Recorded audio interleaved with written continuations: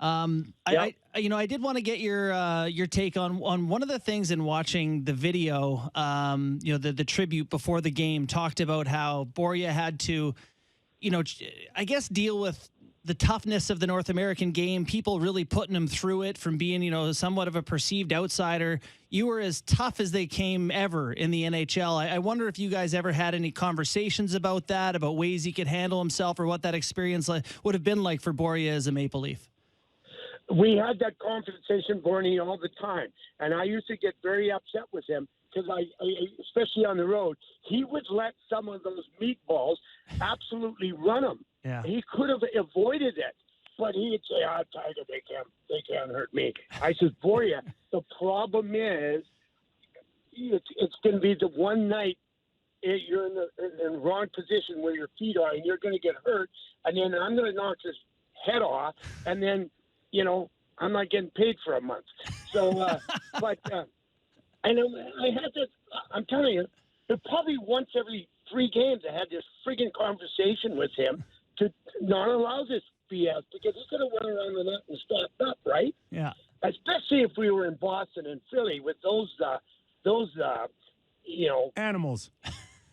Well, they sounded like animals. It sounded like they were working, a hammer working in a moose shop, Yeah.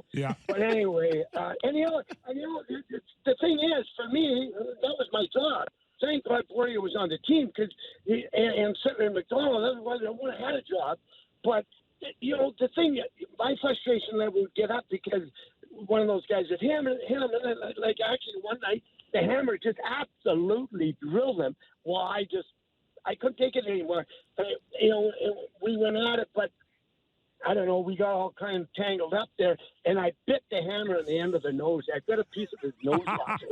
Well, then that friggin' league suspends me for 3 games. Like, bunch of BS. Tiger, is there any, we know the world is different in so many ways, but would there be any way that you could articulate how much Börje had to endure back then compared to today? Would you even attempt that conversation with a player today? Well, no, because they would not understand it, and how would they understand it? But I guess one way you could do that, Kip, is that,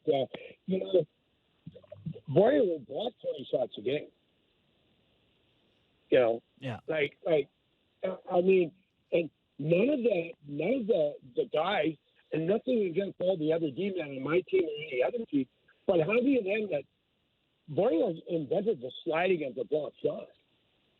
Who did it before Börje Salming? Yeah.